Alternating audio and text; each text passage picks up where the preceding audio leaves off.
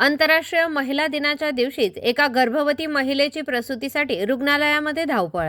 पालघरच्या डहाणू येथील घटना। डहाणूच्या वडकून येथील दर्शना माच्छी या महिलेची प्रसूतीसाठी मध्यरात्रीच्या सुमारास धावपळ। डहाणूच्या कॉटेज रुग्णालयात वैद्यकीय अधिकारी नसल्याचे कारण देत गर्भवती महिलेला शासकीय रुग्णालयाने ॲडमिट करून घेण्यास दिला नकार।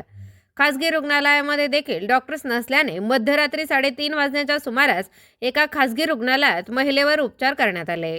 ताई, आज जागतिक महिला दिन आहे, त्यानिमित्त तुम्ही हे जे तुमच्यासोबत जे घडलं त्याच्या बाबतीत काय सांगाल? म्हणजे असं म्हणजे ह्याच्या पुढे कसं शासकीय सेवा मिळायला पाहिजेत महिलांना आणि कसं काय?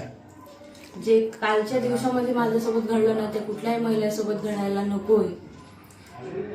प्रत्येक हॉस्पिटलमध्ये एकतरी इमर्जन्सीमध्ये डॉक्टर राहायलाच पाहिजे। कुठल्या पण हॉस्पिटलमध्ये, सरकारी असो किंवा प्रायव्हेट असो, डॉक्टर असायलाच पाहिजे।